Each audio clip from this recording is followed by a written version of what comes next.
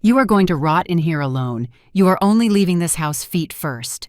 The words of my own son echoed in my ears like daggers as he violently pushed me inside the farmhouse. The sound of the telephone smashing against the hardwood floor was the last thing I heard before the lock turned from the outside. Michael had destroyed my only connection to the outside world. Now I found myself completely alone. No food, no water, abandoned like an animal in a cage. My heart beat so fast I thought it would burst out of my chest. At 66 years old, after having given my entire life for that ungrateful son, I found myself locked up by his own hands, condemned to die of thirst and hunger while he enjoyed himself on a luxury cruise with Stella, his wife, and that horrible mother-in-law who manipulated him so much. But let me tell you how I got here. How the woman who was once the center of a happy family ended up becoming a prisoner of her own blood. My name is Rachel. And for 40 years I believed I had built a solid family, full of love and sacrifice. I worked from the time I was 18 as a seamstress in a small textile factory in downtown Chicago. My hands, rough from so much sewing and stitching, sustained our home when my husband abandoned us, back when Michael was only 8 years old. From that moment on, he became my reason for living. The engine that drove me every morning to get up before dawn to arrive on time at the factory. I remember perfectly the day I decided I would do anything to give my son the life he deserved. It was a rainy Tuesday in October in our small apartment in the old neighborhood. Michael came home crying because the other kids were making fun of his worn-out shoes. That night, while he slept, I counted every single dollar I had saved for months to buy myself a new dress. Money that I immediately used to buy him the best sneakers in the store. Seeing his smile the next day was worth more than any dress I could have bought for myself. And so the years went by. Every extra dollar, every hour of overtime, every chance to rest that I sacrificed. Everything was for him. When he turned 16, I worked double shifts to buy him the car he wanted so badly.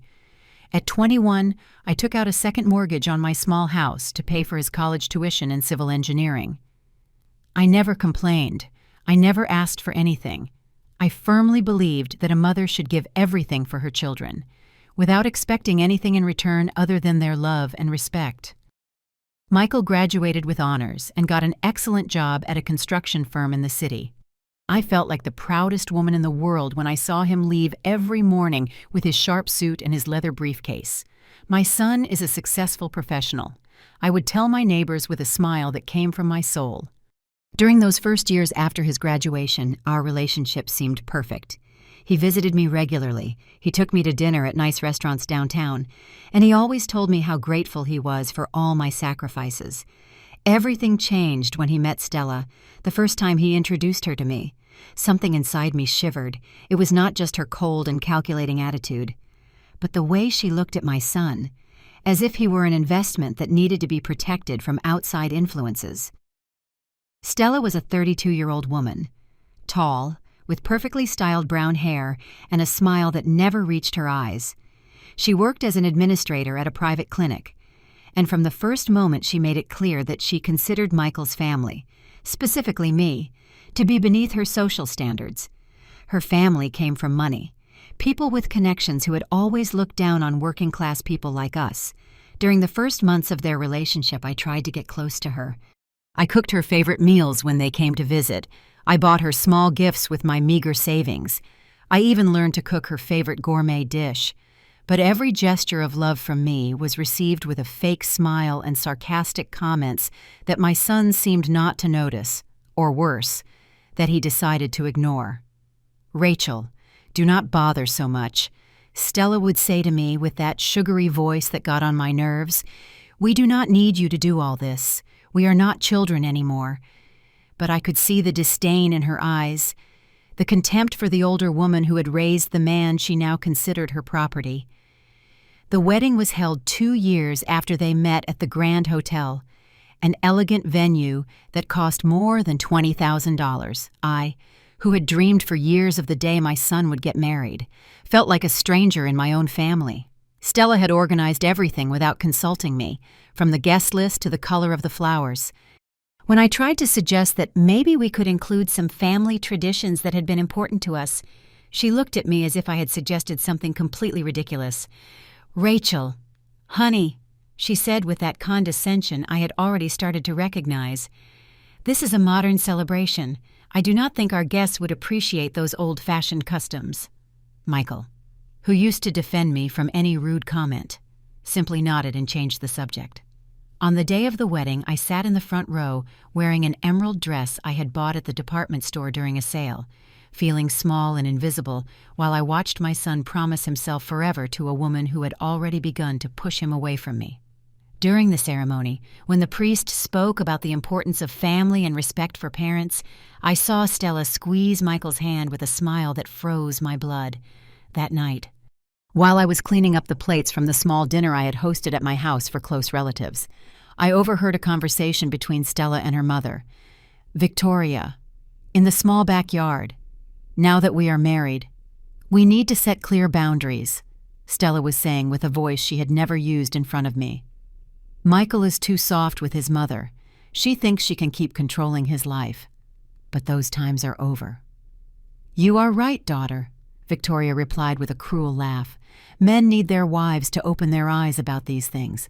A meddling mother-in-law can ruin a marriage before it starts." I stood paralyzed behind the window, feeling like every word was a slap in the face. The woman for whom I had made so many efforts, whom I had tried to love like a daughter, was already planning my exclusion from my own son's life. I finished cleaning the kitchen in silence, with tears rolling down my cheeks, wondering if Michael knew what his new wife really thought of me, or if he had simply chosen to ignore it to keep the peace in his marriage. That night, for the first time in years, I went to sleep feeling an emptiness in my chest that I did not know how to fill.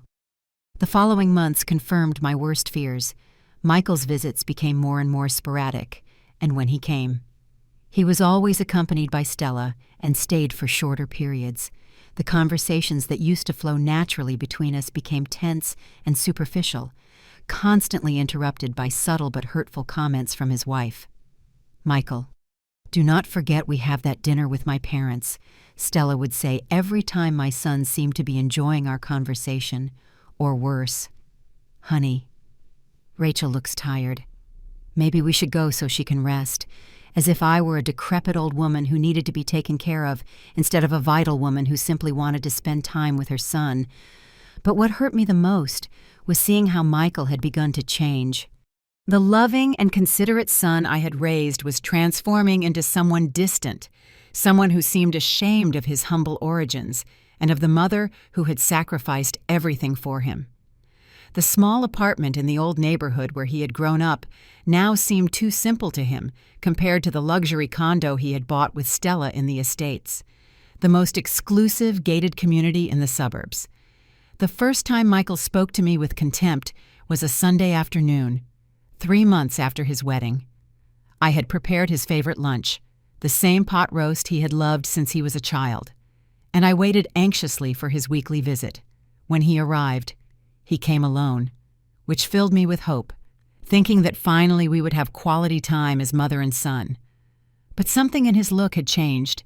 He was no longer the affectionate young man who hugged me when he arrived, but a stranger who greeted me with a cold kiss on the cheek and sat at the table as if he were fulfilling an annoying obligation. "Mom, we need to talk," he told me while I served the steaming roast on his favorite plate, the same ceramic plate I had bought to celebrate his birthday. "Stella and I have been talking, and we think it would be better if we start having more space." His words hit me like a bucket of ice water. "Space. What does that mean, son?" I asked him, feeling my voice tremble despite my efforts to keep it steady. "Does it mean that the constant visits are affecting our marriage?" He answered without even looking me in the eye, concentrated on stirring the food as if it were the most important task in the world. "Stella feels that we do not have enough intimacy as a couple because I am always coming here." I sat in front of him, feeling my legs shaking. "Michael, you only come once a week. How can that affect your marriage? I just want to see you, spend time with you." "You are the only thing I have. Exactly. That is the problem," he exploded, dropping the spoon on the table with a sharp thud that made the salt shaker jump. I am the only thing you have. Do you not realize how suffocating that is? I am 38 years old, Mom. I cannot keep being responsible for your happiness." His words were like daggers plunging into my heart. The son for whom I had worked day and night, for whom I had given up any chance to rebuild my life after his father abandoned us, was telling me that I was a burden on his existence. "I never asked you to be responsible for my happiness," I replied with a broken voice. "I only asked you to love me as I have loved you. Is that too much to ask? Love should not be a prison." He replied, repeating words that were clearly not his, but Stella's. "I need you to understand that now I have a new family, new priorities. I cannot keep living to please you." That afternoon, Michael left without finishing the lunch I had prepared with so much love. I stayed alone in my small kitchen, watching the plateful of food slowly getting cold, feeling something inside me break forever. For the first time in my life, I wondered if it had been worth sacrificing so much for someone who now saw me as a nuisance. The following weeks were a silent torture. Michael made good on his threat to space out the visits. What used to be a sacred appointment every Sunday turned into sporadic appearances every 2 or 3 weeks, always accompanied by Stella, and always in a hurry to leave. During those visits, she took charge of controlling every conversation, interrupting any moment of intimacy between my son and me with comments about their plans, their trips, their new high-class friends. "Michael and I are thinking of buying a bigger house," Stella announced during one of those visits while drinking the coffee I had prepared specially with imported beans that had cost me $30. "Something in the suburbs, in one of those private communities where there is more security and a better class of people." The way she said "better class of people" while looking directly at me made it clear that I did not fit into that category. Michael, who before would have defended his mother from any implied insult, simply nodded and continued eating the chocolate cake I had baked, thinking of him. "And what will happen to this house?" I asked, referring to my home, the place where I had raised my son, where all our memories were. "Well, it is yours, Mom," Michael replied with indifference. "You can do whatever you want with it. We will not need it anymore." Those words were like a slap. The house that he had considered his home for 30 years was now just a place he wanted to get rid of. An uncomfortable reminder of his humble past that did not fit with his new upper-middle-class life. But the worst came later, when I thought I had already hit rock bottom in my relationship with my son. Stella had gotten a promotion at the clinic where she worked, and to celebrate they organized a dinner at their new house, that modern mansion in the exclusive gated community they bragged about so much. I was not invited. I found out by chance when I called Michael to ask if he could accompany me to the doctor because they had detected an irregularity in my routine exams, and I was scared. "I cannot, Mom," he told me with a cold voice I did not recognize. "Stella has an important dinner with people from her work. It is very important for her career, but can you not accompany me before the dinner?" I insisted, feeling despair taking over me. "It would only be an hour at the office. I am afraid to go alone." "Mom, I need to help Stella prepare everything. Can you not ask one of your friends to go with you?" "What friends?" During so many years I had been so focused on him, on his education, on his well-being, that I had neglected my own social relationships. Most women my age were busy with their grandchildren, with their husbands, with lives they had built in a more balanced way than I had. I hung up the phone and sat in my living room for hours, looking at the photographs of Michael covering the walls. There he was at 5 years old, with his first school uniform that I had washed and ironed with such care every day. There he was at 12, proud with the medal he had won in the math contest, the same contest for which I had paid extra classes working weekends. There he was at 18, graduating from high school with honors, the day I thought all my sacrifices had been worth it. The next day, I went to the doctor alone. The results were benign, thank God, but the experience of sitting in that waiting room, completely alone, surrounded by other women accompanied by their children or husbands, made me feel the deepest loneliness of my life. When I called Michael to give him the good news, his response was brief. "That is good, Mom. before quickly changing the subject to tell me about how successful Stella's dinner had been and how they had impressed all the important guests. It was then that I began to understand that I had lost my son forever. He had not died, but the loving and grateful man I had raised no longer existed. In his place was an ambitious stranger who was ashamed of his origins, and who had chosen a woman who systematically pushed him away from the mother who had given everything for him. Months passed, and visits became even scarcer. Michael only appeared when he needed something, for me to keep some important document, to prepare a specific dish to impress Stella's bosses, or to lend him money for some unforeseen expense that his new lifestyle demanded. "Mom, could you lend me $5,000? He asked me during one of his rare visits. "It is for the down payment on a new car. Stella's car broke down and she needs something more elegant for her work." $5,000 represented almost all my savings, the money I had saved penny by penny for years in case I ever needed a medical emergency or some major repair on the house. But as always, I could not deny my son anything. "Of course, son," I replied, feeling my heart shrink. "When do you need it?" "Tomorrow would be perfect." He told me with a smile that for a moment reminded me of the sweet boy he used to be. "I promise I will pay you back in 3 months." That promise was never kept. Whenever I mentioned the loan, Michael had a new excuse: unexpected expenses for the new house, a business trip Stella needed to take, car repairs that had turned out more expensive than expected. The day I hit rock bottom was a gray Tuesday in November, exactly 8 months after the loan, which he never paid back. I had been fighting a terrible flu for a week, with a high fever and a cough that tore at my chest. My 66-year-old body no longer responded as before, and for the first time in decades, I felt truly vulnerable and scared.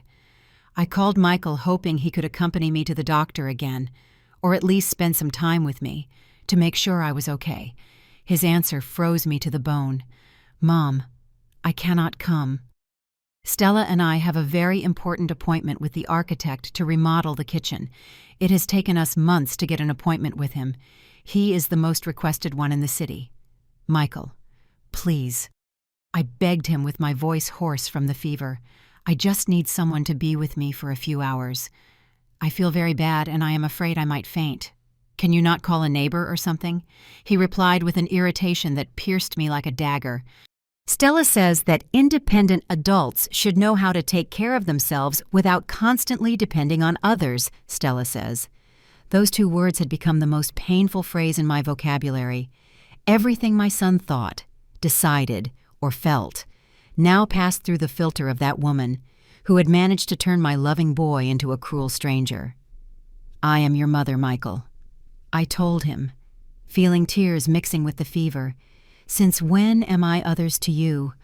Oh, Mom, do not be dramatic. It is just a flu. Drink some tea and rest. It will pass." He hung up without even saying goodbye. I stood holding the phone for several minutes, feeling something inside me die definitively. The son for whom I had sacrificed my youth, my money, my dreams, my chances at love, had reduced me to a nuisance that interfered with his important appointments. That night, while I lay in my bed shivering with fever and feeling more alone than ever, I made a decision that would change everything forever. I could no longer be the pleading mother, the woman who begged for crumbs of attention and affection from a son who clearly despised me. I had to find a way to regain my dignity, even if that meant definitely losing my relationship with Michael. Recovering from my flu took me 2 full weeks during all that time. My phone remained silent. Michael did not call a single time to ask how I felt, if I needed anything, if I was even alive. It was my neighbor, Mrs. Higgins, a 70-year-old widow who lived in the house next door, who took care of me. She brought me medicine, made me hot soup, and sat by my side during the hardest nights. Rachel. Mrs. Higgins told me one afternoon while helping me change the sweaty sheets. "It is not normal for a son to abandon his sick mother like this. Something is very wrong here." She was right. But admitting it meant facing a truth I had been avoiding for months. My son had become a ruthless person. And I had been an accomplice to that transformation by allowing him to treat me worse and worse without setting boundaries. When I finally recovered, I decided it was time to act. If Michael wanted to treat me like a stranger, then so be it. I would no longer be the suffocating mother he described. I would no longer be available every time he needed something. I would no longer be his personal ATM or his emergency cook. The first test came 2 weeks later, when Michael called me as if nothing had happened. "Mom, could you make that roast Stella likes so much? Her parents are coming to dinner and she wants to impress them with home-cooked food for the first time in 30 years. I said no. I'm sorry, Michael, but I cannot. I have other plans. The silence on the other end of the line was so long I thought the call had dropped. Other plans, he repeated with a tone of disbelief that would have been comical if it were not so pathetic. What kind of plans can you have, my own? I replied with a firmness that surprised myself. I am no longer available every time you need it, especially after you did not care if I was alive or dead during my illness. What are you talking about? It was just a flu that could have killed me, and you did not even call to see how I was. Stella told me it was better to give you space so you could recover without pressure. He lied shamelessly, Stella says. Stella thinks. Stella opines. I finally exploded. When are you going to start thinking for yourself, Michael? When are you going to remember that you have a mother who loves you?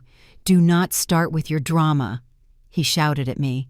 If you do not want to help me with a simple meal, fine, but do not come at me with emotional blackmail.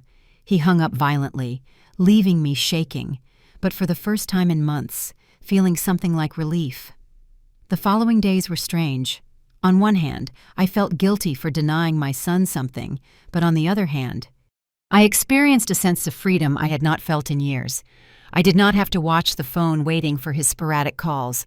I did not have to prepare myself emotionally for his cold and calculated visits. For the first time in a long time, my house was truly mine. I took advantage of that freedom to reconnect with Mrs. Higgins and some other neighbors I had neglected for years because of my obsession with Michael.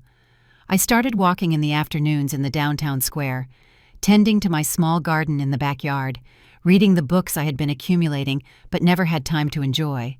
Slowly, very slowly, I began to remember who I had been before becoming solely Michael's mother. But my son was not willing to accept this new version of me.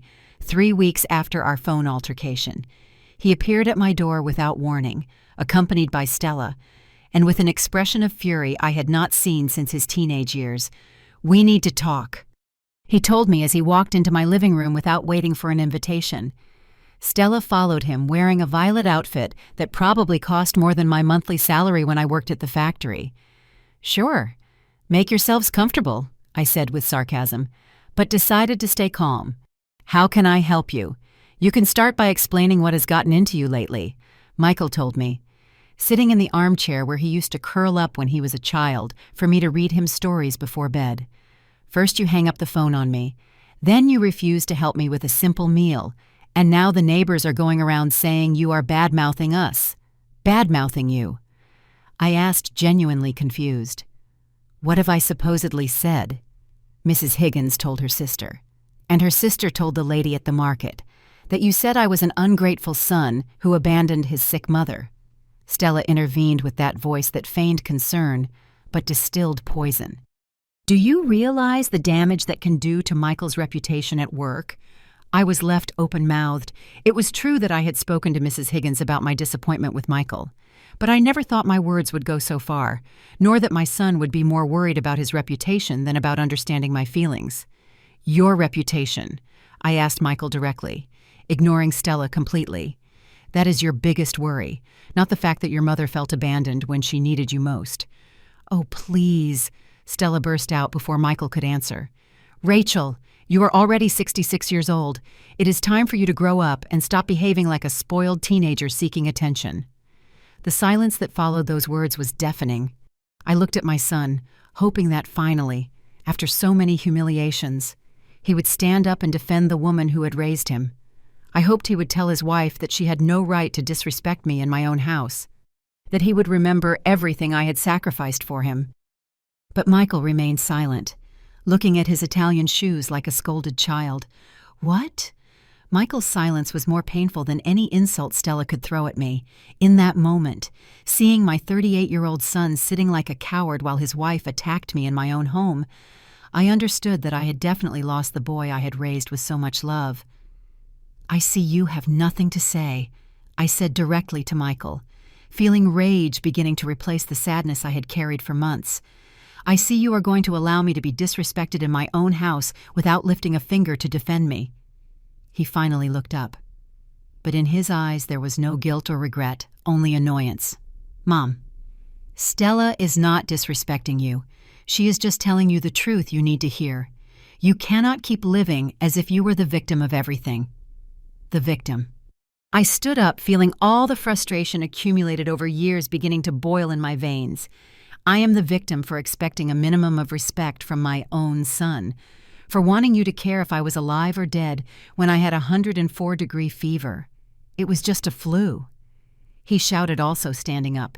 "You could not expect me to cancel my whole life for a simple flu. It was not a simple flu.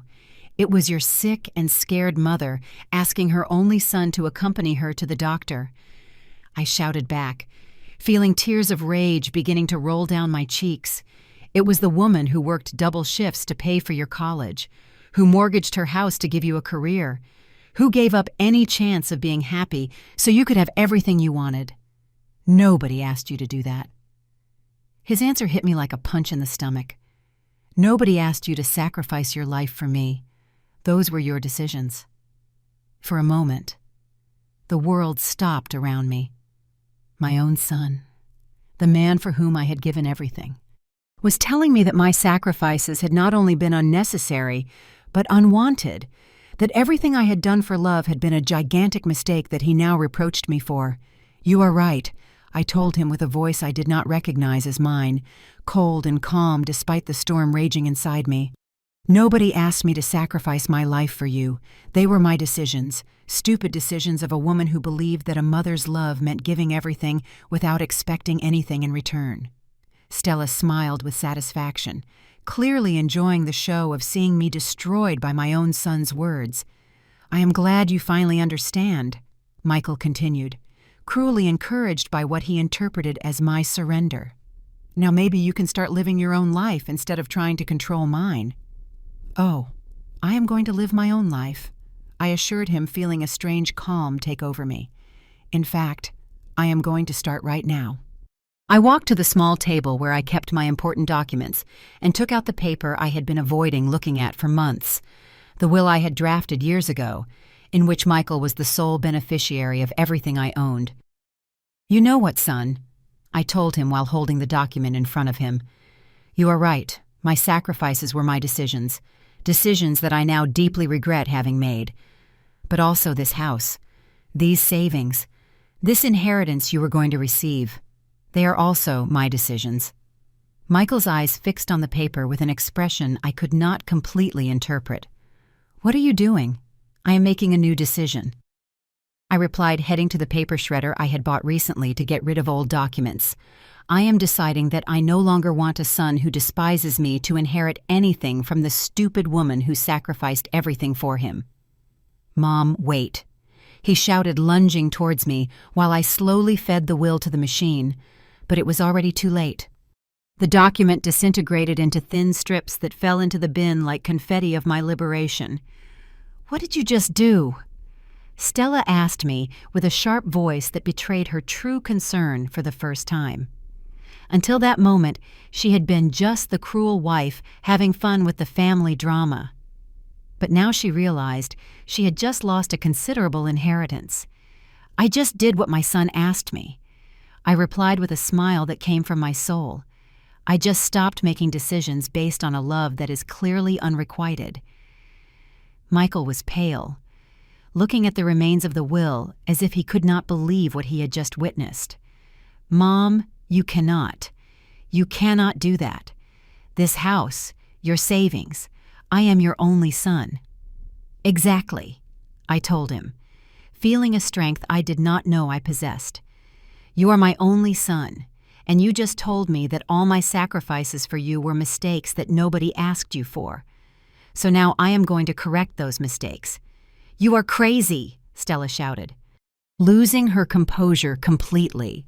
You cannot disinherit your own son just because you had an argument. An argument. I looked at her with a calm that surprised me. Stella, honey, this is not an argument. This is the result of months of humiliation, scorn, and abandonment. This is what happens when you treat someone like trash for so long that finally that person decides they deserve better. Mom, please! Michael pleaded, approaching me with his hands extended as if I were a wild animal that needed to be calmed. You are acting on impulse. You are angry and you are not thinking clearly. On the contrary, I replied, backing away from him. For the first time in years, I am thinking with perfect clarity. I am realizing that raising an ungrateful son was my biggest mistake. But it does not have to be my permanent mistake. You cannot talk to your mother like that. Stella shouted at Michael. But no longer from moral superiority, but from the panic of seeing a fortune disappear before her eyes. Say something. Fix this. The irony was delicious. The same woman who had spent years poisoning my son against me, who had promoted every one of his cruelties, now demanded that he treat me well because her economic future was at stake. Look how interesting, I told them, observing the growing despair on both faces. For months, Stella, you have been telling my son that I was a toxic mother, controlling, that I needed to learn to be alone, and now that I am finally following your advice, you realize that maybe it was not such a good idea after all. Rachel, I never said those things. She lied shamelessly, but her trembling voice betrayed her. Of course you said them. And my son, instead of defending himself or defending his mother, chose to believe every one of your poisonous words. He chose to treat me as if I were a nuisance, instead of the woman who gave him life and paid for the education he now uses to earn the money you like to spend so much. Michael slumped back into the armchair with his head in his hands. For a moment, for a single moment, I saw a glimpse of the vulnerable boy he used to be, and my heart almost broke. Almost. Mom, he said with a small voice, I know I have been difficult lately. I know that maybe I have not been the son you expected, but you cannot punish me like this. We are family. Family! I repeated the word as if it were the first time I heard it. Do you know what that word means? Michael, it means being there when the other needs you.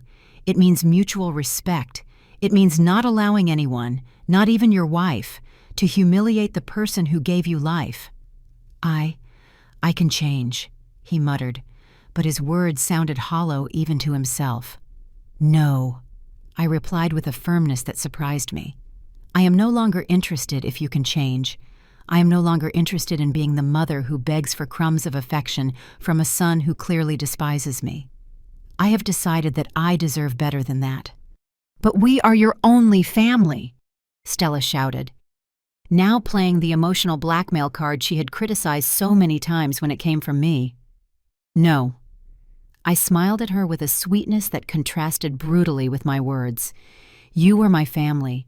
Now you are two strangers who came to my house to disrespect me and to claim an inheritance you are no longer going to receive. You cannot do this, Stella shouted, completely losing the mask of sophistication she had always worn with me. That house is worth more than $200,000. Your savings are our future. I listened to her talk about our future, as if my money, the money I had earned sewing for 40 years, was something that belonged to them by divine right. The woman who for years had treated me like an ignorant peasant was now claiming my inheritance with the desperation of someone who had just seen her life plan disappear. Interesting, I told her, crossing my arms. Now it turns out my savings are your future. The same woman who told me I was a dramatic old woman, that I needed to grow up, is now here claiming the money of that dramatic old woman. Michael stood up abruptly with an expression I had never seen on his face before. It was a mixture of panic, rage, and something that looked dangerously like a threat. Mom, you are going to reverse this right now, he told me with a low and controlled voice that made me remember his father in his worst moments. You are going to call your lawyer and you are going to make a new will where I am your sole heir. Or what? I asked him, feeling a strange calm in the face of his threatening attitude. What are you going to do if I do not do it, Michael? Or you are going to discover what it means to be truly alone, he replied, approaching me with slow and deliberate steps. Do you think someone is going to take care of you when you are an invalid old woman? Do you think you are going to be able to keep this house when you are 80 and cannot even walk? His words were like daggers, but they no longer hurt me like before. The woman who had endured months of humiliation had died in the last 20 minutes. In her place, someone stronger had been born, someone who finally understood her own value. I prefer to die alone in a nursing home than to keep living as the emotional slave of a son who despises me. I replied with a serenity that disconcerted him. I prefer strangers to take my money than to give it to someone who treats me like trash. You are crazy, Stella shouted again. Completely crazy. Michael, do something. Your mother has lost her mind. I have not lost my mind. I answered, heading towards the front door. I have recovered it. And now I am going to ask you kindly to get out of my house. We are not leaving until you fix this madness. Michael declared, planting himself in the middle of the living room as if he were the owner of the place. Then I will have to call the police to explain to you the concept of trespassing. I replied, heading towards the telephone. Do not you dare, he shouted, snatching the handset from my hand with a violence that scared me. For the first time in this confrontation, I felt a flash of real fear. The man standing in front of me was no longer my son. He was a desperate stranger, capable of anything to protect what he considered his. Give me back that phone, I told him, trying to keep my voice steady. Not until you listen to reason, he replied, holding the device out of my reach. You are going to sit down. You are going to calm down. And we are going to talk about this like civilized adults. Like civilized adults.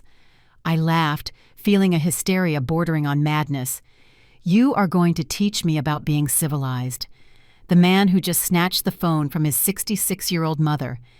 It is for your own good, he shouted. And in that moment, I saw completely Stella's influence on him.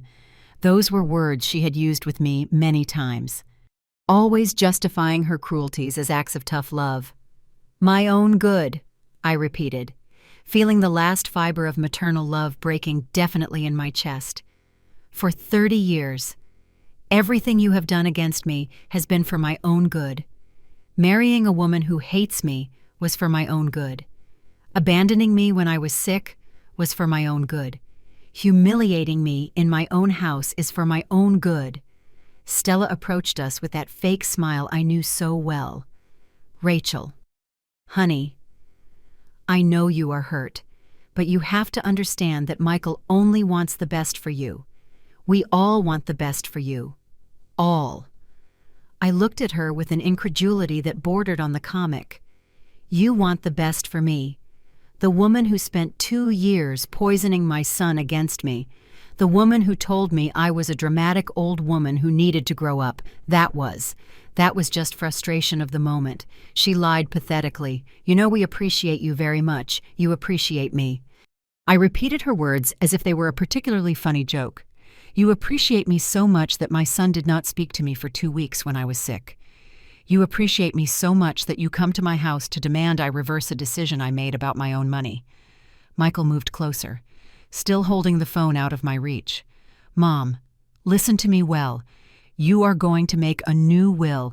You are going to leave me this house and your savings, and we are going to forget this ridiculous conversation. Or, I asked him again, but this time with a smile that visibly disturbed him. Or are you going to discover what it is to be completely alone? He threatened me. No son, no money, no one to care about you.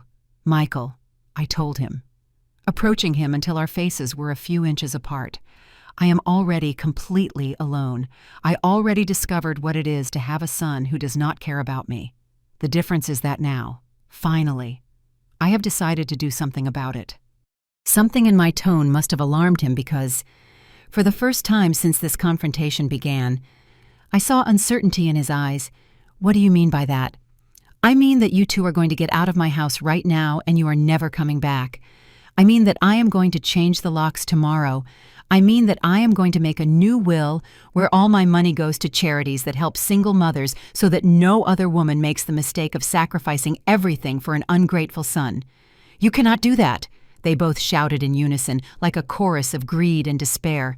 I can, and I will, I assured them. And if it occurs to you to bother me again, I am going to call the police and tell them exactly what kind of people you are. I'm going to tell them how you treated an older woman, how you threatened her in her own house, how you snatched the phone when she tried to ask for help.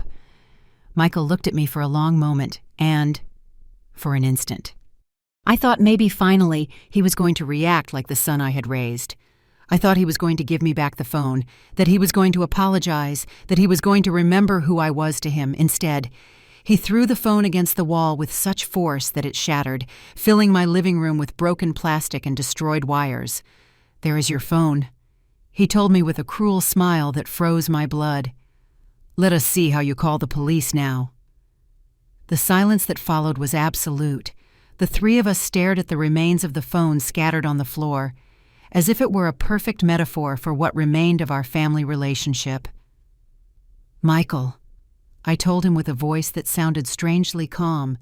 Even to myself, you just crossed a line of no return. Oh yeah, he challenged me, puffing out his chest like a neighborhood bully. And what are you going to do about it, Mom? You no longer have a phone. You no longer have anyone to help you. You are completely at our mercy. Stella smiled with satisfaction, clearly enjoying the show of seeing me finally subdued and humiliated as she had planned for so long. What neither of them knew was that they had just made the biggest mistake of their lives. I stood looking at the fragments of the phone for several seconds, feeling something fundamental changing inside me. It was no longer fear I felt, nor sadness, nor even rage. It was something much more dangerous, an absolute calm, the serenity of someone who has finally seen the true nature of the people in front of them. You know what, Michael? I told him, bending down to pick up one of the largest pieces of the destroyed phone. You are right. I no longer have a phone. I no longer have anyone to help me. I am completely at your mercy. His smile widened, interpreting my words as a surrender. I am glad you finally understand the situation. Oh, I understand it perfectly. I continued holding the broken piece of plastic as if it were a precious relic. I understand that my own son just destroyed my only form of communication with the outside world. I understand that he is threatening me in my own house. I understand that his wife is here enjoying every second of my humiliation. Stella approached with that expression of triumph she had waited so long to show me. Now maybe she can be reasonable. Rachel, making that new will is the only smart thing you can do in this situation. You are right, I replied, dropping the piece of phone. It is exactly what I am going to do. The two exchanged a look of satisfaction, believing they had finally broken me. They had no idea that what had just broken was not my will, but the last chains that bound me to them out of love. Perfect, Michael said, relaxing his shoulders. I knew you would listen to reason. Tomorrow we go to the lawyer and fix all this. Tomorrow, I repeated slowly. Sure, tomorrow. And meanwhile, added Stella with that poisonous smile, you should reflect on how you have been behaving lately. A little humility would be good for you. Humility, I murmured. Yes, I definitely need more humility. Michael headed towards the door, clearly satisfied with the result of his intimidation. We are leaving now, but tomorrow early we are coming for you, and you better be ready to cooperate. Of course, I assured them, following them towards the exit. I will be completely ready. Stella stopped at the threshold and looked at me with that condescension she had perfected so much. Rachel, I know this has been difficult for you, but someday you are going to thank us for opening your eyes. Sometimes tough love is the only kind that works. Tough love. I repeated her words. Yes, I definitely need to learn more about tough love. They left without saying goodbye, leaving me alone in my house with the remains of my phone. And something much more important. The absolute clarity about who the people who had just walked out my door really were. I waited until I heard the sound of their car driving away before moving. Then, with a calm that surprised me, I went to my room and took out from under the mattress the mobile phone I had bought in secret 3 months ago. After realizing I needed to have a form of communication that Michael did not know about, I dialed Mrs. Higgins' number. "Mrs. Higgins, it is Rachel. Could you come to my house? I need your help with something urgent." 20 minutes later, Mrs. Higgins was sitting in my living room looking at the remains of the phone with an expression of absolute horror. "Rachel, this is very serious. Your own son threatened you and destroyed your phone. We have to call the police." "No," I told her, pouring her a cup of tea with perfectly steady hands. "Not yet." "What do you mean, not yet? This is domestic violence. It is intimidation. You cannot let them treat you like this." "I am not going to allow it," I assured her, "but I am going to handle it my way." Mrs. Higgins studied me with those wise eyes she had, trying to understand what I was thinking. "What do you have in mind? They think they have broken me." I explained, feeling a strange smile forming on my lips. "They think tomorrow I am going to go like an obedient sheep to make a new will where I leave them all my money, and you are not going to do it." "Oh, I am definitely going to do it," I told her, and my smile widened. "But it is not going to be the will they expect." I explained my plan to Mrs. Higgins, who at first tried to dissuade me, insisting it was too risky.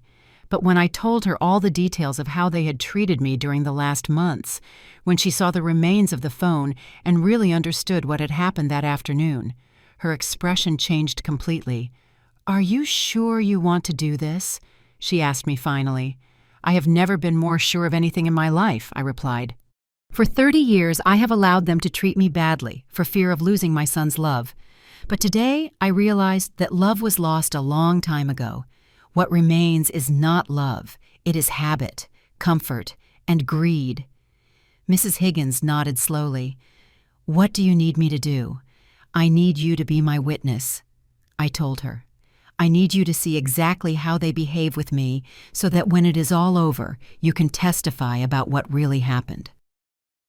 That night, I could not sleep, but it was not from fear or anxiety.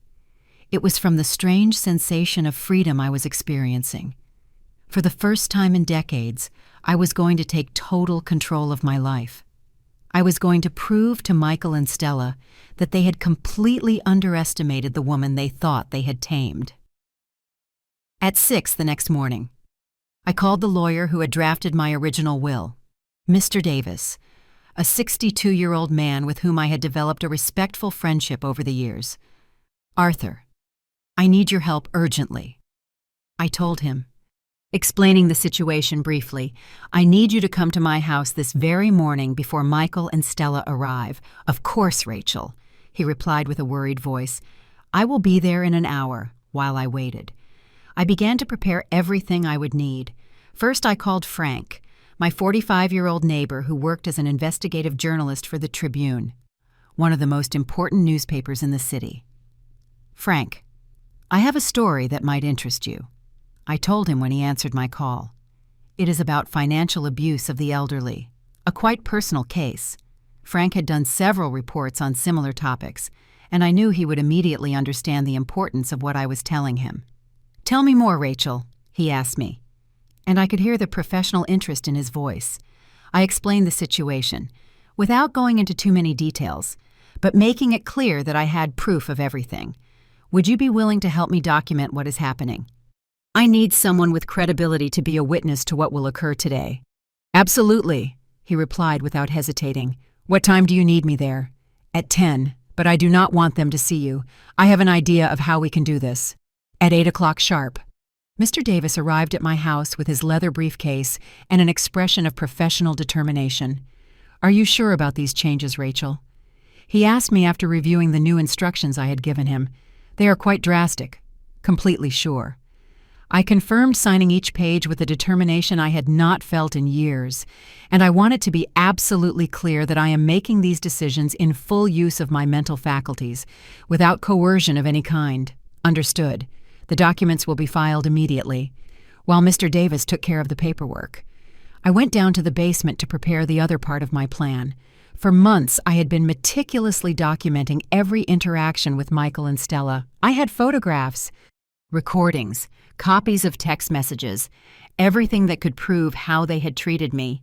Now, with Mrs. Higgins' help, I began to organize everything on the basement walls, creating a mural of evidence that no court could ignore. "Look at this," I told Mrs. Higgins, showing her a recording where Stella spoke contemptuously of me when she thought I could not hear her. "And this," I added, pointing to the photographs of the bruises I had left when Michael had pushed me during an argument months ago. "My God, Rachel," murmured Mrs. Higgins, horrified. I had no idea things had reached this point. Nobody knew. I confessed. I was too ashamed to admit that my own son, to whom I had given everything, treated me like this. At 9. Frank arrived discreetly through the back door and joined us in the basement. His eyes widened, seeing the mural of evidence we had created.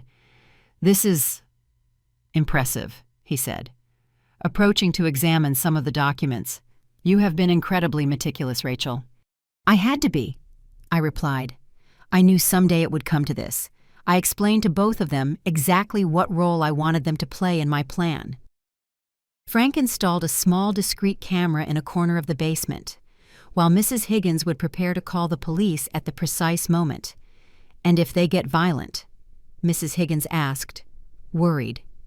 "That is why the camera is there," I replied calmly. "And that is why you will be here as witnesses. They cannot do anything if they know they are being watched. At 10:00 sharp, just as they had promised." I heard Michael's car parking in front of my house. Mrs. Higgins hid in the kitchen, from where she could hear everything that happened in the living room. Frank was in the basement, ready to activate the camera. My cell phone was recording, hidden between the sofa cushions. I took a deep breath, preparing myself mentally for what I was about to do. I was no longer the submissive and compliant mother I had been for decades. I was a woman who had finally found her worth and her voice, and who was not going to allow anyone, not even her own son, to treat her as less than that again. I opened the door before they knocked, with a perfectly acted expression of resignation. "Good morning," I told them with a submissive voice. "I was waiting for you." Michael walked in with that conqueror arrogance he had shown the night before. "Perfect. I see that a night of reflection helped you understand things." "Yes," I murmured, keeping my gaze low. "I understood perfectly." Stella studied me with suspicion, as if she sensed that something was not completely right, but the performance of a defeated woman I was playing seemed to convince her. "Did you call the lawyer?" Michael asked me. "He already came." I informed them. "The new will is already done." The two exchanged a look of absolute triumph. Had they won? Or so they thought. "Excellent," said Stella, sitting on my sofa as if she were the owner of the house. "And what does it say exactly?" I showed them a copy of the document, watching their eyes light up as they read the first lines. What they did not know was that what they held in their hands was a fake copy, prepared specifically for this moment. "Perfect," Michael murmured, reading about his full inheritance. "I knew you would listen to reason." "Yes," I told him, feeling the adrenaline beginning to run through my veins. I listened completely to reason. "Now that this is settled," said Stella, putting the fake copy of the will in her purse, as if it were a trophy. "We need to talk about some other practical matters." "What kind of matters?" I asked, perfectly maintaining my act of a submissive and defeated woman. "Well?" Michael intervened, settling into the armchair as if he were the new owner of the house. "Now that we know that eventually this property will be ours, Stella and I have been thinking that maybe it would be better if you moved to a place more appropriate for your age." "Appropriate for my age," I repeated, feeling rage beginning to boil in my veins, but keeping my voice calm. "Yes, Mom, a place where you can receive the care you need, a residence for the elderly, maybe. Something with medical staff available 24 hours. Stella nodded enthusiastically. "We have been investigating some very good options. Places where you can socialize with people your age, where you will not have to worry about maintaining this big house." "I understand," I murmured, clenching my fists behind my back. "And when would I have to make this transition?" "Well," said Michael, exchanging another complicit look with his wife. "Actually, we thought the sooner the better. This house needs some major renovations, and we are going to sell it for the price it is really worth." I looked at them with feigned confusion. "But I thought you wanted it for yourselves." "Oh, no," Stella replied with a laugh that made me grind my teeth. "This house is too old, too small for our needs. But the land is excellent, very well located, with the right renovations, or better yet, demolishing it and building something modern. We could get almost $400,000. There it was, the complete and ruthless truth. Not only did they want to kick me out of my own house, but they planned to erase every trace of the life I had built there, every memory of the years I had spent raising my son within these walls. $400,000, I repeated slowly. That is a lot of money. Exactly, confirmed Michael. And with your savings, which according to the will amount to $50,000, we would be talking about almost $500,000. It is enough for Stella and me to buy the house of our dreams in the best neighborhood in the city. The house of your dreams, I murmured, feeling like every word was a slap in the face. And me. Where do I fit into these dreams? You are going to be perfectly taken care of in the residence, Stella assured me with that condescension she had perfected so much. You are going to have everything you need: food, shelter, medical attention. What else can a woman your age ask for? What else can she ask for? Maybe respect, maybe gratitude. Maybe that the son for whom I sacrificed my whole life would not treat me like an old piece of furniture to be disposed of. And when would all this be ready? I asked them, still maintaining my act. Actually, said Michael, looking at his wife as if asking permission to continue. We have already made some calls. There is a very good residence on the outskirts of the city that has immediate availability. We could take you tomorrow so you can see it. The speed with which they had organized my banishment left me breathless. Is it not a bit rushed? Mom, Michael told me with that forced patience used with difficult children. The longer we wait, the harder it will be for you to adapt. It is better to make the change quickly. Like ripping off a Band-Aid. That was the metaphor my son had chosen to describe the moment he would uproot me from my home, from my memories, from everything that had been my world for 4 decades. Besides, added Stella, we have already contacted some contractors to come evaluate the property. One of them can come next week, but we need the house to be available. Available, I repeated, feeling inside me an icy calm that preceded the storm. Exactly, confirmed Stella with a smile that did not try to hide her satisfaction. I remained silent for several minutes, pretending to process all the information they had given me.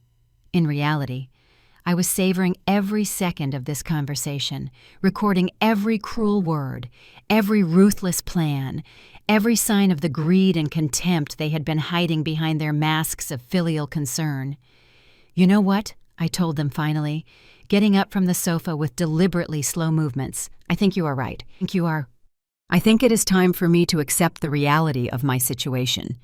The two relaxed visibly, interpreting my words as the total surrender they had been looking for. I'm glad to hear you say that, said Michael, also standing up. I know it is hard, but in the end, you are going to be happier this way. Happier. I nodded. Yes, I am definitely going to be happier. So, tomorrow we go see the residents, asked Stella, already taking out her phone to make some kind of arrangement. Tomorrow, I confirmed. But first there is something I need to show you, something important I found when I was organizing my things for the move. What is it? Asked Michael with sudden interest. It is in the basement, I explained to them, heading towards the door that led to the stairs.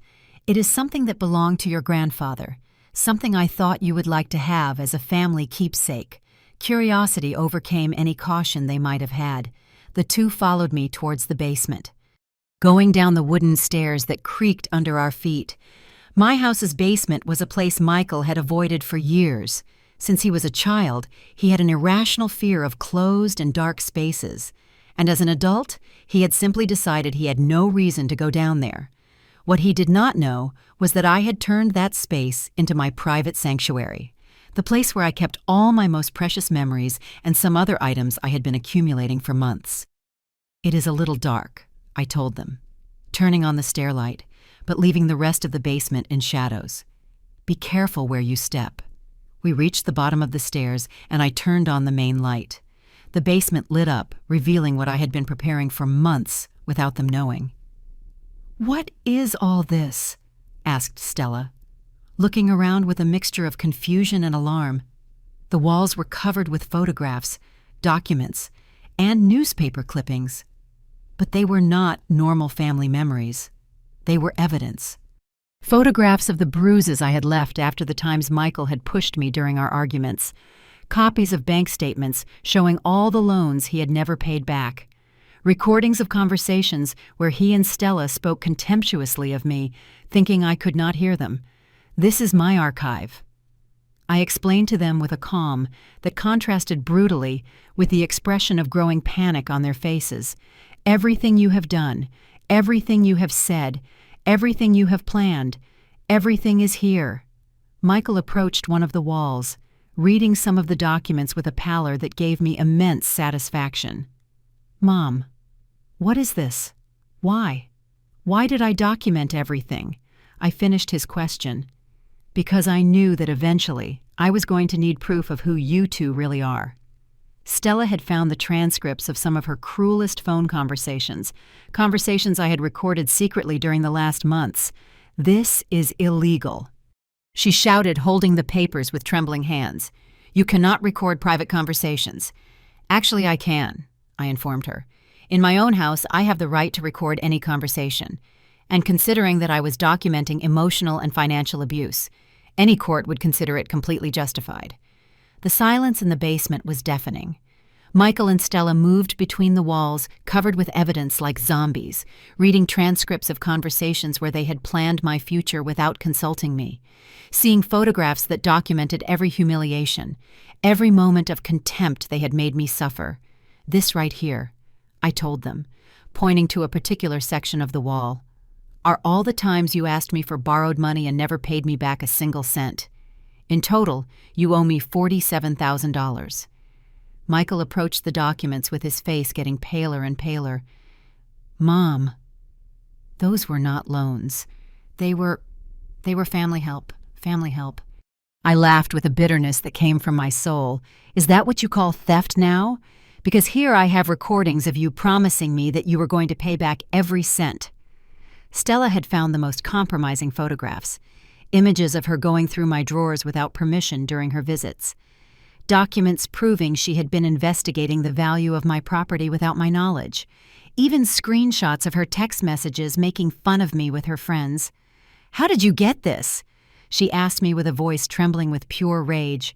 "Your mistake, dear Stella, was completely underestimating the dramatic old woman you thought you had tamed," I replied.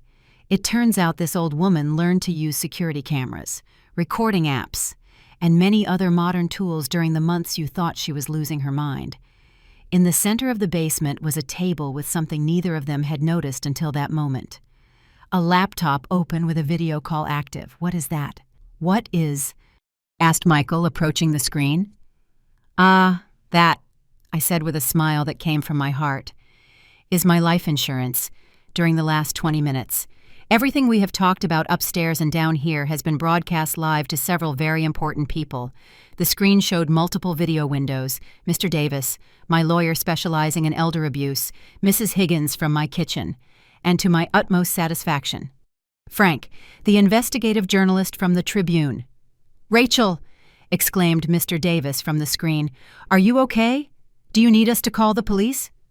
"I am perfectly fine," I replied without stopping looking at Michael and Stella's faces of absolute horror. "In fact, I have never felt better. Turn that off," Stella shouted, lunging towards the computer, but I was faster and closed it before she could reach it. "Too late," I informed her. "Everything is already recorded and saved in multiple locations. Your plans to put me in a nursing home, your comments about demolishing my house, your confession about the $400,000 you expect to earn from my property. Everything." Michael slumped into an old chair I had in the basement with his head in his hands. "Mom, What have you done? What I should have done months ago. Protect myself from you two.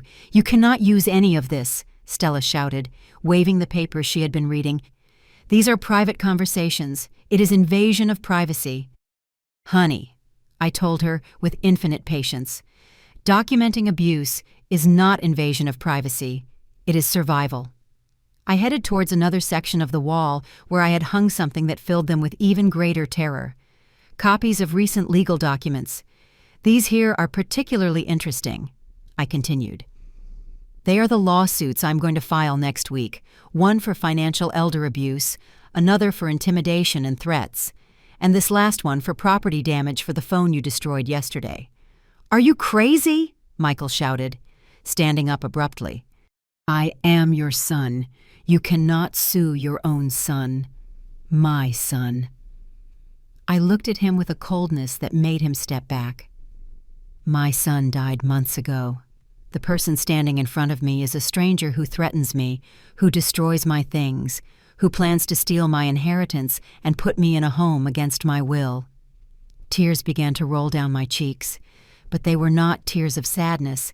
They were tears of liberation, of justice, of a satisfaction I had been waiting to feel for too long. But that is not all. I continued heading towards the most important document of all. This one here is my favorite. I showed them a copy of the real will, the one I had signed that morning with Mr. Davis. Remember the will I showed you upstairs? It was fake. This is the real one. Michael snatched the document from my hands, reading it with a desperation that gave me more pleasure than I had felt in years. It cannot be, he murmured, reading line by line. You cannot have done this. What does it say? Asked Stella, trying to read over her husband's shoulder. It says, I informed her with a radiant smile that all my property and savings are going to go to a foundation for single mothers who fight to give their children an education. It says that not a single penny is going to end up in the hands of people who treat the elderly like trash. Stella turned completely pale. You cannot do that. We are your family. My family. I laughed until my ribs hurt. My family does not threaten me. My family does not plan to put me in a residence to be able to sell my house. My family does not destroy my things when they do not get what they want. Mom, please, Michael pleaded, and for the first time in months I saw something that looked like the son I had raised. I knew we have been difficult with you, but I did not know you felt this way. You did not know. I snatched the will from his hands. You did not know when you hung up the phone on me while I had a fever. You did not know when you allowed your wife to insult me in my own house. You did not know when you threatened to leave me completely alone if I did not do what you wanted. I was just frustrated. He stammered. I did not mean those things. But you said them. And you felt them.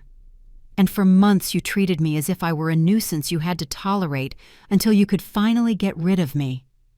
Stella had started crying. But they were not tears of regret.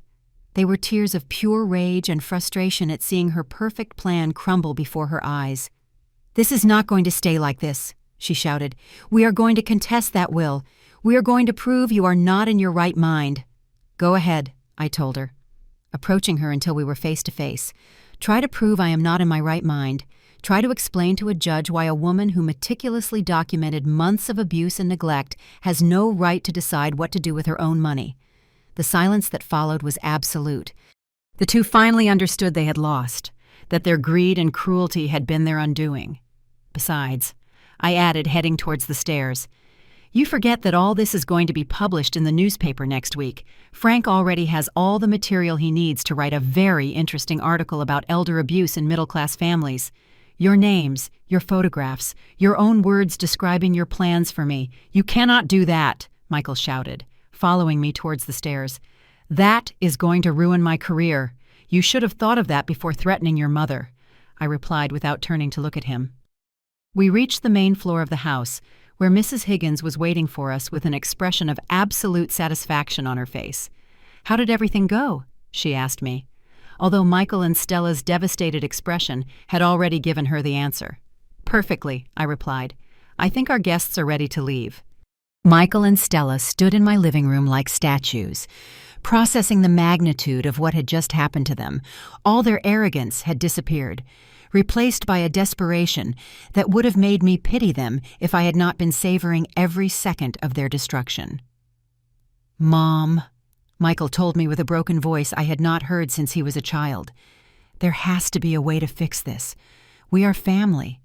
We can find a solution." A solution. I looked at him with a calm that contrasted brutally with his panic. "The only solution that existed was for you to treat me like a human being.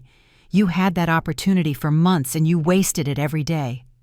Stella had started walking in circles, murmuring to herself about lawyers and legal resources, completely unable to accept that they had been defeated by the dramatic old woman they had underestimated so much. "Rachel," she told me finally, trying to recover some of her previous composure, "I know we have had our differences. But this is too extreme. You are destroying your own family." "I did not destroy anything," I replied. "You destroyed this family the day you decided my love was a burden and my money was your right. I am just documenting the destruction you had already caused." Mrs. Higgins approached me and put a protective hand on my shoulder. "Rachel, I think it is time for them to go. The police are on their way to take the formal report about the intimidation and the broken phone." "The police?" Michael paled even more. "Mom, please, do not do this. My job, my reputation, everything is going to be ruined. Your reputation." I repeated his words with genuine disbelief. "Until the end. The only thing that matters to you is your reputation. Not the pain you caused me, not the years I lost loving you unconditionally. Only your precious reputation. It is not just that," he shouted. And for a moment I saw a flash of the violent temper he had shown the day before. "It is my whole life, my career, everything I have worked for, everything you have worked for." I murmured, approaching the window where I could see the patrol car lights approaching down the street. "You mean the career I paid for with my savings, the job you got thanks to the education I financed working double shifts." The sound of the siren became louder, and both Michael and Stella instinctively headed towards the door like scared animals looking for an escape. "Do not go yet," I told them with a smile that must have been terrifying. "I want you to stay to meet the officers. I want you to explain personally why you thought threatening a 66-year-old woman was a good idea." The police knocked on the door exactly at 3 p.m. Two young officers who listened to my story with a seriousness that filled me with satisfaction. Mrs. Higgins corroborated everything she had witnessed, and the audio recordings I had made were accepted as preliminary evidence. Mrs. Romero. One of the officers asked me after taking all the information, "Do you want to press formal charges against your son and daughter-in-law?" I looked at Michael, who was sitting on my sofa with his head in his hands, completely defeated, for a second, just a second. I felt a flash of the maternal love that had defined my life for so many years. Then I remembered his words from the day before. "Nobody asked you to sacrifice your life for me." I remembered the cruel smile with which he had destroyed my phone. I remembered the plans they had made to put me in a residence without consulting me. "Yes," I replied to the officer with a firm voice. "I want to press formal charges." The legal process that followed was exactly as devastating as I had expected. The Tribune covered the story in great detail, especially after Frank published his investigative article titled "The Price of Ingratitude: When Children Become Predators." The construction firm where Michael worked fired him after the scandal reached his supervisors.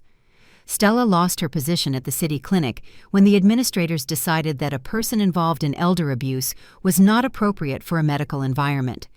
But what gave me the most satisfaction was not their professional ruin, but something much simpler and personal. Michael no longer had power over me. I no longer had to fear his visits, his demands, his contempt. I no longer had to pretend everything was fine when he treated me like trash. I was free, completely free for the first time in decades. The weeks that followed the complaint were a time of deep transformation for me. With the help of Mrs. Higgins and some other neighbors who had found out about my situation, I began to rediscover who I was beyond being Michael's mother. One afternoon, While organizing some old photographs, I found an image I had not seen in years, me at 18. Just arrived in the city from my small town, with a flowered dress and a smile that radiated hope and determination. The girl in that photo had dreams of her own, ambitions that went beyond motherhood, a spark in her eyes that spoke of unfulfilled desires. "Look at you," Mrs. Higgins told me when I showed her the photograph. "You were beautiful, Rachel, and you still are." I was another person. I replied with a mixture of nostalgia and regret. A person who disappeared little by little, replaced by the selfless mother I thought I had to be. It is never too late to recover some of that girl, Mrs. Higgins assured me with a wisdom that only age gives. Maybe you cannot be 18 again, but you can remember what made you happy then and look for some of that happiness now. Her words resonated deeply with me. What made me happy before my life was reduced to satisfying Michael's needs. I remembered I liked to dance, that I dreamed of traveling, that I enjoyed gardening and reading. Simple activities I had abandoned because there was always something more urgent related to my son, with a determination that surprised myself. I began to make small changes in my routine. I signed up for dance classes for seniors at the neighborhood community center. I started taking care of the small garden in my backyard with more dedication. I joined a book club that met every Thursday at the municipal library. Mr. Davis, my lawyer, not only helped me with the legal aspects of my situation, but became a valuable advisor to reorganize my finances. With his help, I recovered part of the money Michael had borrowed from me over the years and established a financial plan that would allow me to live comfortably for the rest of my life. "Your finances are in better shape than you thought, Rachel," he told me during one of our meetings. "You have always been a thrifty and prudent woman, with proper management. Not only will you have enough to live well, but you will be able to leave an important legacy to that foundation for single mothers you mentioned." The idea of that legacy began to take shape in my mind. What if I did not wait to die to start helping other women like me? What if I used part of my savings to create something I could see with my own eyes? That is how the idea of Mother's Hands was born, a small workshop where women like me, with skills in sewing and crafts, could teach their trade to young mothers who were struggling to get ahead. We would not only offer them professional training, but also practical advice and emotional support. Frank, the journalist who had helped expose Michael and Stella's abuse, was so impressed with my initiative that he wrote an article about it. From Victim to Inspiration: How a 66-year-old woman transformed her pain into hope for other mothers. He titled his report, which was published in the Society section of the Tribune. The article generated an incredible response. I received calls and messages of support from all over the city. Several textile companies offered donations of materials. A local foundation gave us a space to establish the workshop. And most touching, dozens of women, both older ones with skills to teach and young ones who needed to learn, contacted me to participate in the project.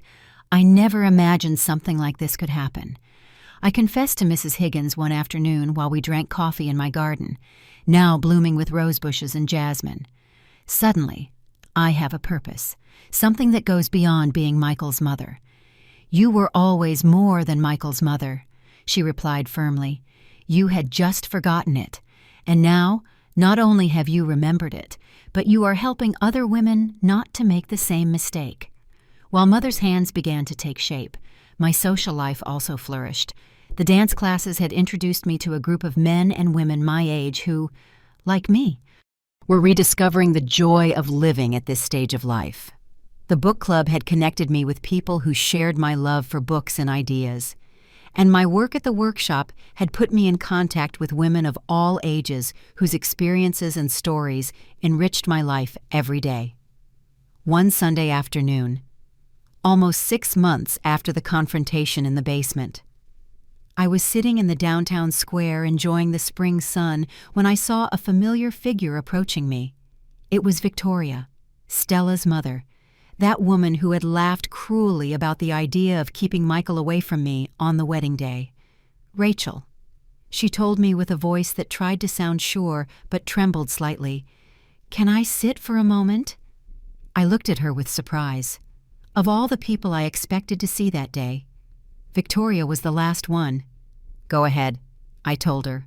Pointing to the empty space next to me on the bench, she sat stiffly, maintaining a prudent distance, as if she feared physical proximity could contaminate her in some way. I came to talk about Michael and Stella. She began without preamble. "Things are not going well for them. Rachel, they have lost their jobs, their reputation is on the floor, and now they are about to lose their house because they cannot pay the mortgage. I am sorry for them," I replied sincerely, "but I do not see how I can help them." "You could drop the charges," she suggested, letting the true reason for her visit show. "You could say it was all a misunderstanding, that you were confused because of your age." I looked at her, unable to believe what I was hearing. Even now, after everything that had happened, this woman still considered me a fool who could be manipulated. "Victoria, do you really think I am going to pretend to be senile to save the people who tried to strip me of everything I had, the people who threatened me, insulted me, and planned to put me in a home against my will?" "They are your family, Rachel," she insisted with a tone of reproach. "No, they are not," I replied firmly. "Family does not treat you the way they treated me. Family respects you, values you, protects you. What Michael and Stella did was not a misunderstanding or a moment of frustration. It was a calculated plan, executed for months." Victoria opened her mouth to protest, but I stopped her with a gesture of my hand. "And before you continue, let me remind you that I have proof of everything, including the conversation you and Stella had in my backyard on the wedding day, where you talked about setting clear boundaries and laughed at the idea of a meddling mother-in-law. Or are you also going to say that was a misunderstanding?" The color drained from her face. Clearly she did not expect me to have that level of information. That was years ago," she stammered. 2 years and 7 months. To be exact, I corrected her. "And it was just the beginning of a pattern of behavior that ended with my son threatening me and destroying my phone. So no, Victoria, I am not going to drop the charges. Michael and Stella will have to face the consequences of their actions, like any adult." She stood up abruptly, the fake kindness completely forgotten. "You are going to regret this, Rachel," she warned me. "When you are old and alone, you will regret having rejected your only son. I was already old and alone while my son lived," I replied without flinching. "The difference is that now I am old, but I have true friends, a purpose in life, and above all, dignity. I wish you a good day, Victoria."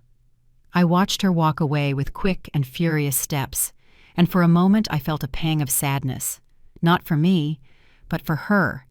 How sad it must be to live in a world where family relationships are measured solely by what you can get from them. Autumn had arrived in the city. The leaves on the trees in the square began to turn gold and red, and the air had that coolness that announced the change of season. Mother's hands had consolidated as a successful project. We had already helped 15 single mothers find work in the textile industry, and our workshop had expanded to also include training in digital design and marketing for handmade products. My life had acquired a satisfying rhythm. Mondays and Wednesdays I taught sewing techniques at the workshop. Tuesdays and Thursdays I attended my dance classes and book club. Fridays I met with Mr. Davis to manage the administrative aspects of the foundation we had created to give legal structure to Mother's hands. And weekends were dedicated to my friends, to my garden, and to myself. I had stopped thinking constantly about Michael.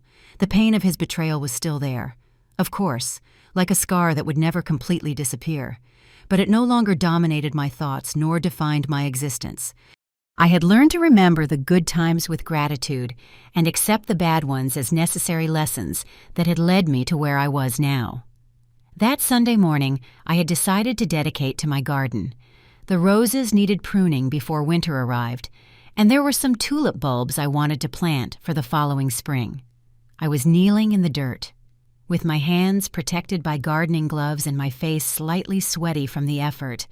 When I heard someone knocking on my door, I got up slowly, brushing the dirt off my clothes, and walked towards the entrance without hurry. I was not expecting visits, but lately it was not uncommon for one of the women from the workshop to stop by to say hello or ask for advice on a project.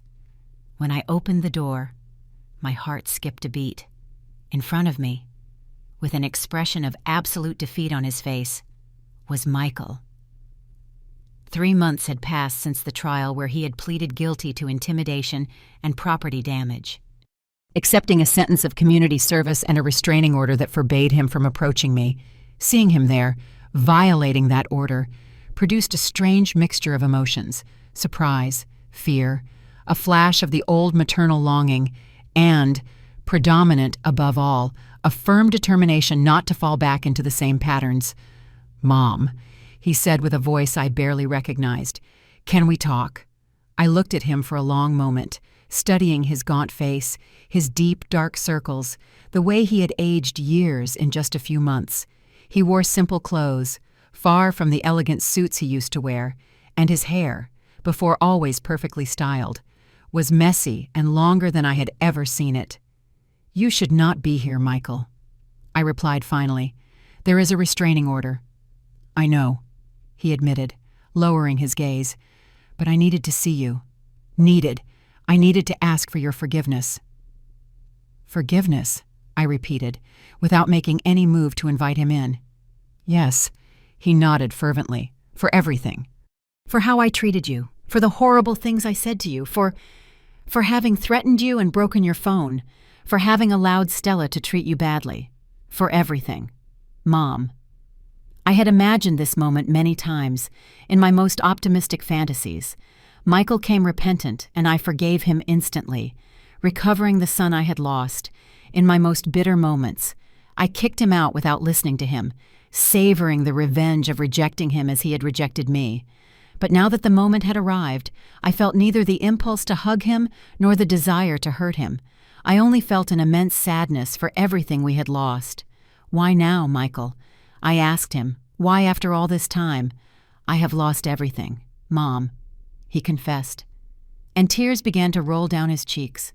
"My job, my reputation, my house. Stella left me a month ago.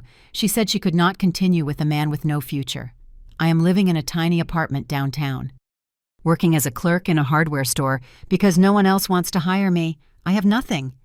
His raw honesty surprised me. I expected excuses, justifications, maybe even that he would try to manipulate me again, but this man in front of me seemed genuinely broken. "And now you come to me," I asked him, trying to understand his motivation. "After losing everything." "I know how it sounds," he admitted, running a trembling hand through his hair.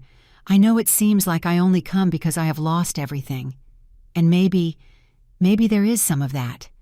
But it is also because losing everything made me realize what really matters, what you always knew and I forgot.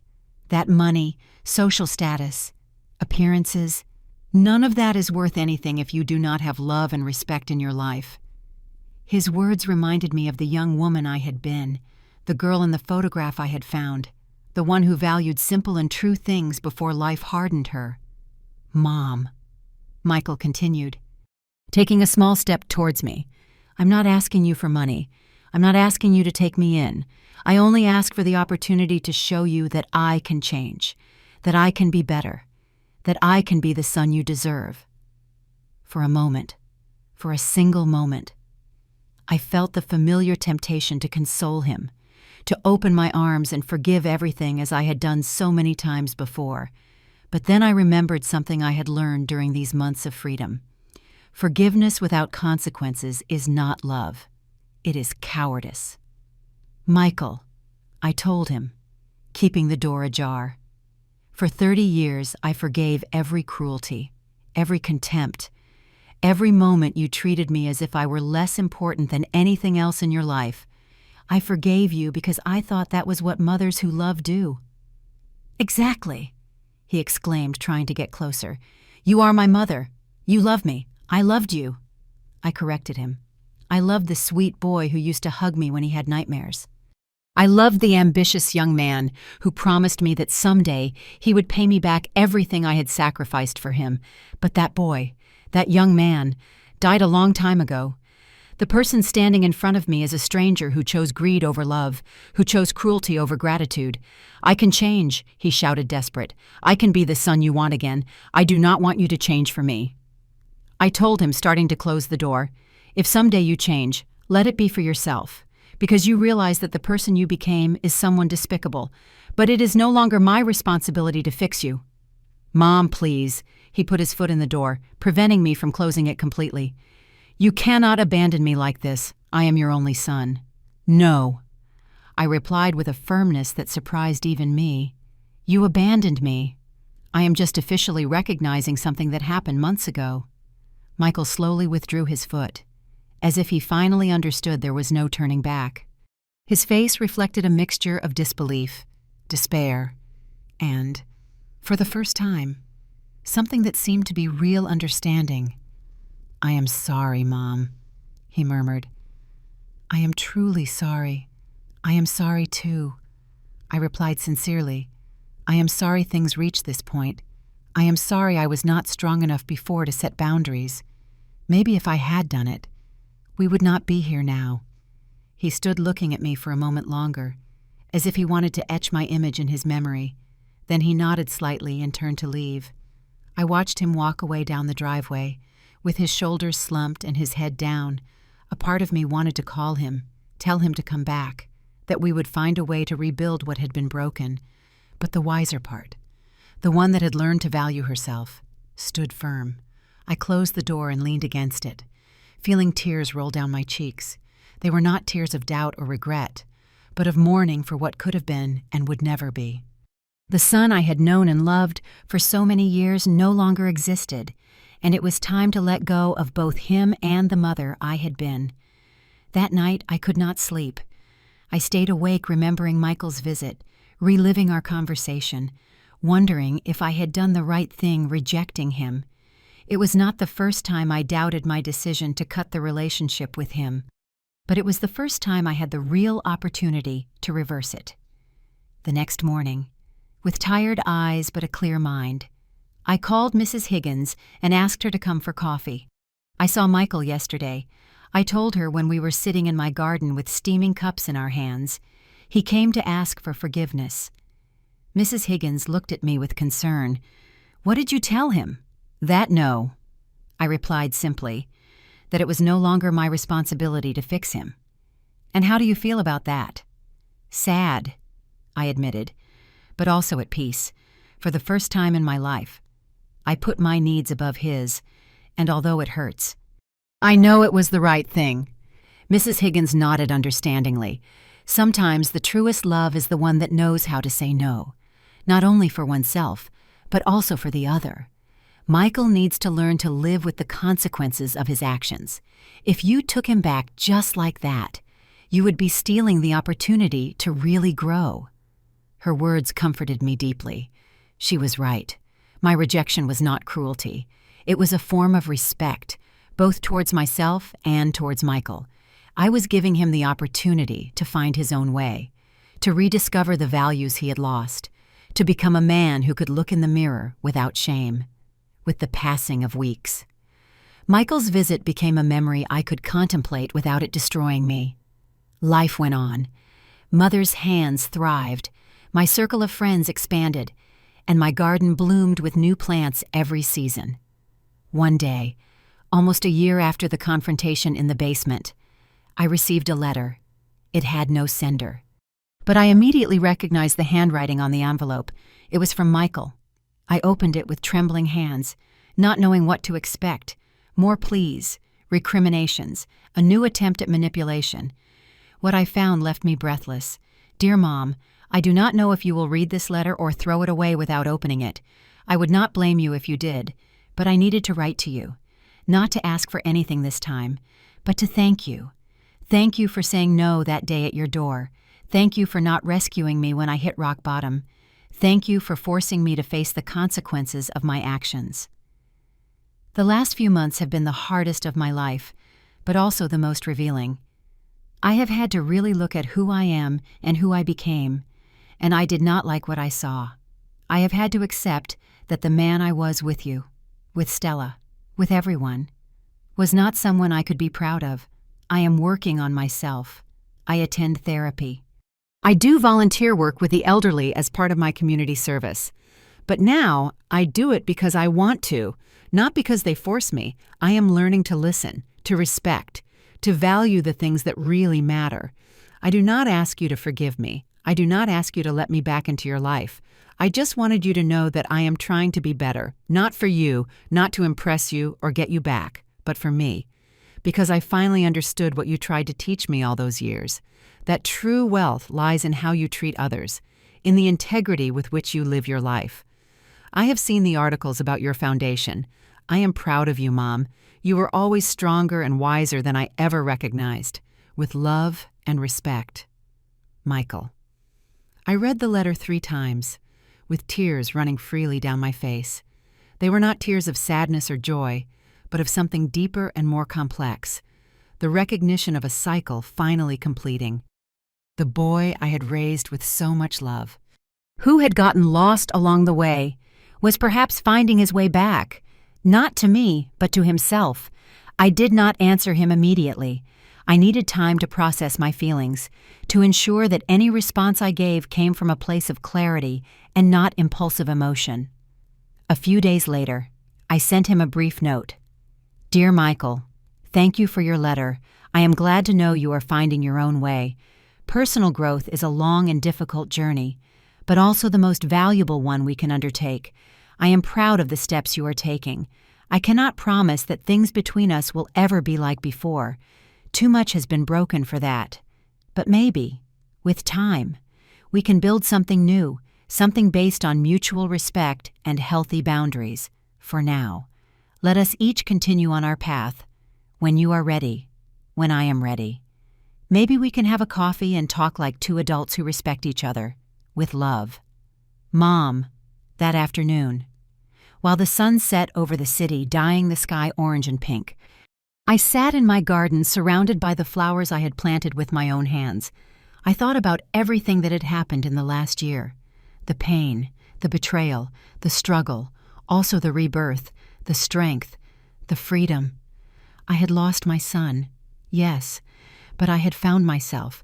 I had discovered that at 66 years old I could still start over, that I could still surprise myself, that I could still create something beautiful and meaningful with my life. I did not know if Michael and I would ever find a way back to each other. I did not know if the wound between us could heal completely. But for the first time, that uncertainty did not terrify me. I had learned that some things are out of our control and that true peace comes from accepting that and moving forward anyway. What I did know was that I was no longer anyone's prisoner, not even my own fear. I was free, completely free, to live the rest of my days as I chose, and that freedom, earned with so much pain and so much struggle, was the most precious gift I could have given myself. The sun finally disappeared on the horizon, and the first stars began to peek out in the night sky. I took a deep breath, filling my lungs with the scent of jasmine floating in the air. Tomorrow would be a new day. Tomorrow there would be more women to help, more flowers to plant, more life to live, and I would be ready for all of that, with open arms and a heart finally, gloriously, free.